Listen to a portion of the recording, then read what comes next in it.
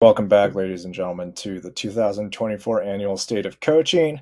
I did this last year in 2023. Felt like I made a lot of progress in 2023, but I was able to build up from that from 2024. My name is Burlingame-Lee. I'm a student in the Department of Kinesiology at Boise State University. So let's get started. So today's agenda, we're going to be going through the background, kind of a little bit about me, what I did this summer, coaching wise, my coaching philosophy, my methods of measuring personal growth, my strengths and my weaknesses, and then goals for the future.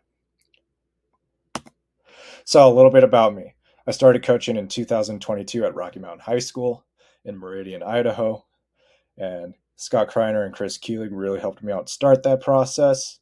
I'm going into my junior year of classes at Boise State. A lot of those classes that I've taken previously within the kinesiology department and Boise State helped me out a little bit with coaching wise. I've gained more responsibilities with coaching in 2024, which I'll cover a little bit more later.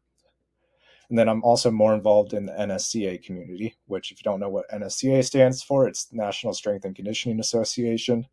And I have a student membership within the association, and I went ahead and been looking at more journals since then, trying to figure out ways to improve my coaching. And I've also been trying to get more involved with attending state conferences, and I actually plan on attending the fall one this upcoming fall for the state of Idaho.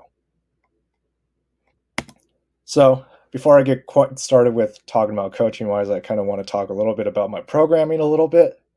So the one in 2021, right over here, that was my first ever program that I wrote. As you can see, didn't really have too much structure behind it. It's just kind of putting exercises down, sets and reps, and maybe some notes explaining how to do it.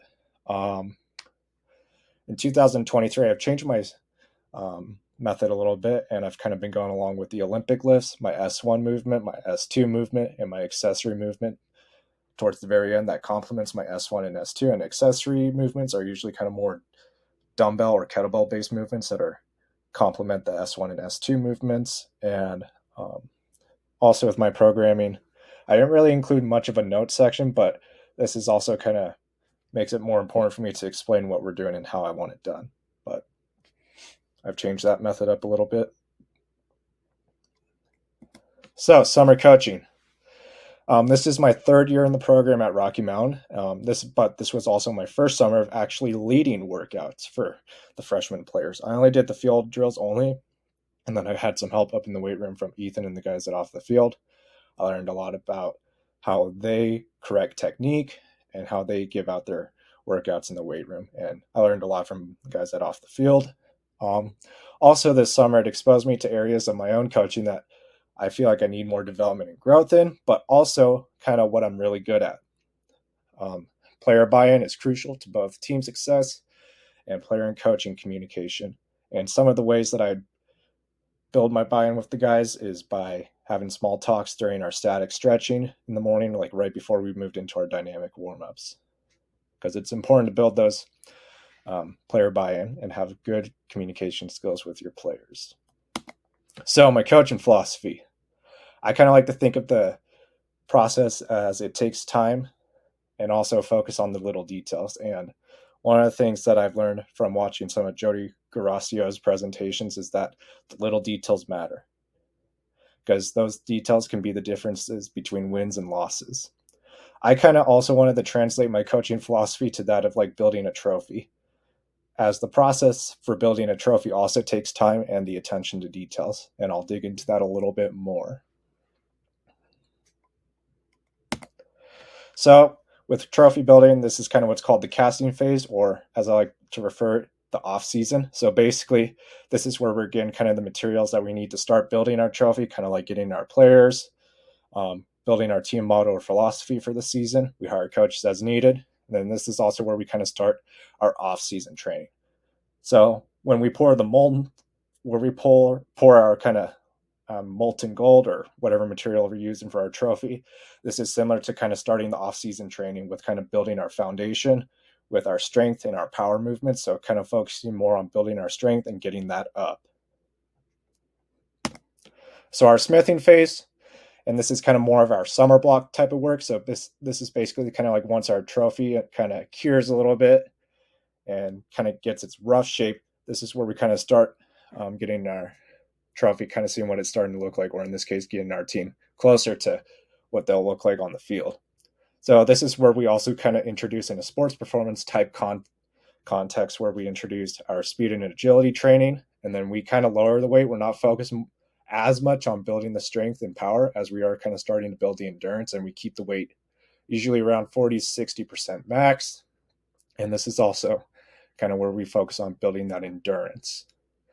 So this phase kind of primarily focuses on how fast we can get the bar up when performing a movement. And at Rocky, during the summer phase, when we were teaching our guys how to do squats and cleans, we really highly emphasized how fast you can get that bar up.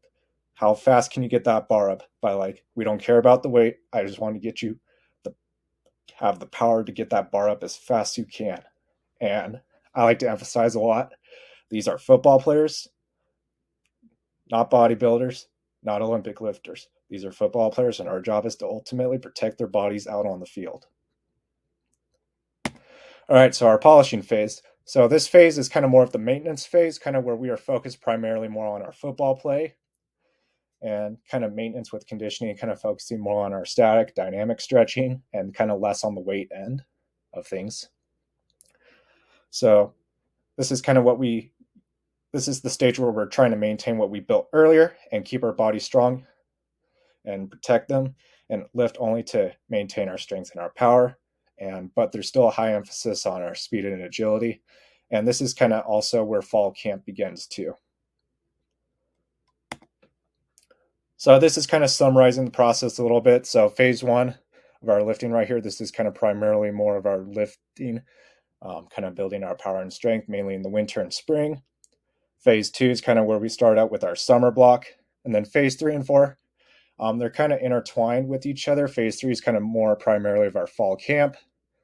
And then phase 4 is kind of in season when the guys are playing football and trying to have a good regular season record. So, measurement of personal growth. This is something that I highly emphasized on myself during the summer months. I was enrolled in Keenes 293, which is our lower division internship course at Boise State. And the course didn't really have too much in it.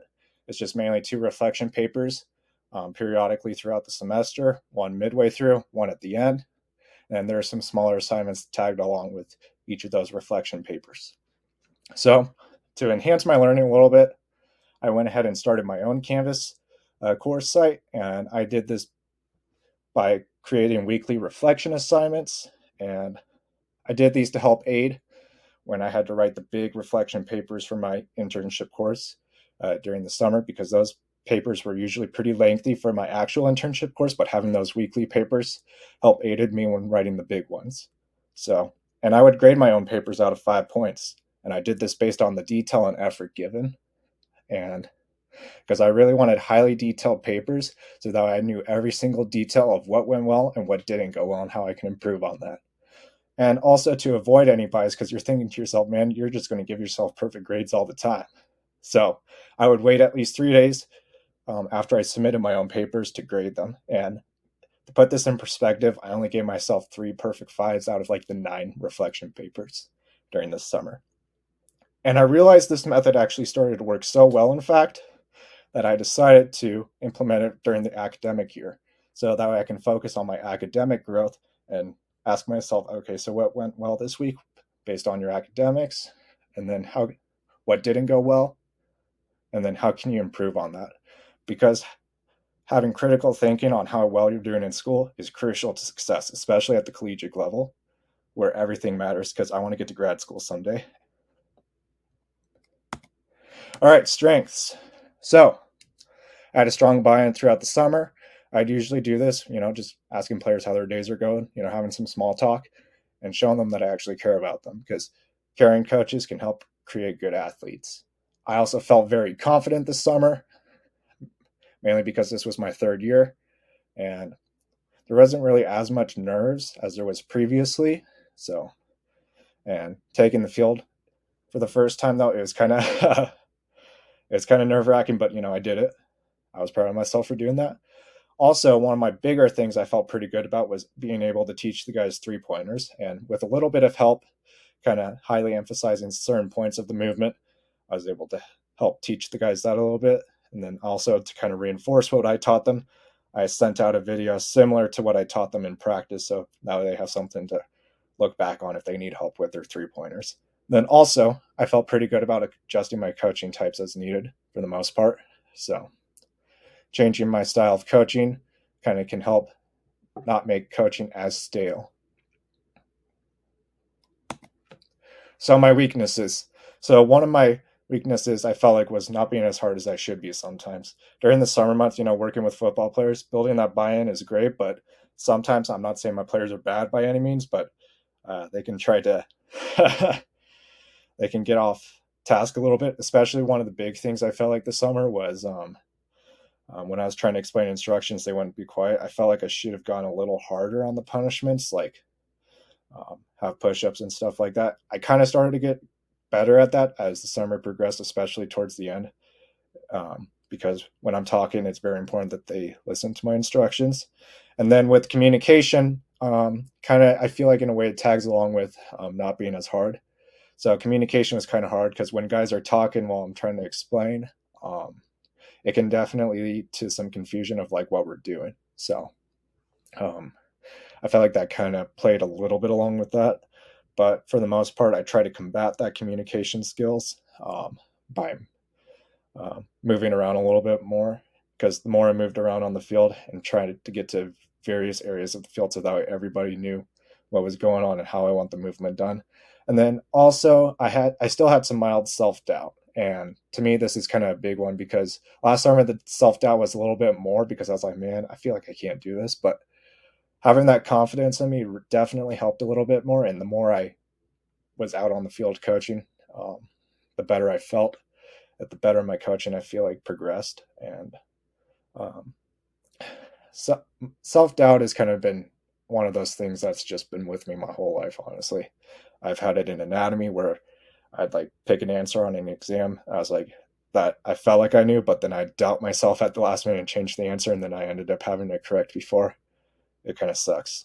But definitely mild self-doubt was something that I felt like I struggled with a little bit. All right, so goals for the future. So I want to complete the other 2 credits that I need to for Keen's 293 by the end of next summer. I plan on trying to do those at Rocky again, just to complete the lower division internship. And then academically wise, I want to maintain a 3.7 or higher GPA, as a good GPA will help me get into grad school. I want to apply for a college level internship in the fall of 2025. So that'd be the Keen's 493 internship, which is our upper division internship at Boise State. And then the big one is I want to get CSCS certified by the end of 2026. And that one is a big one to me, particularly because being certified, it's going to open up way more doors than are possible right now.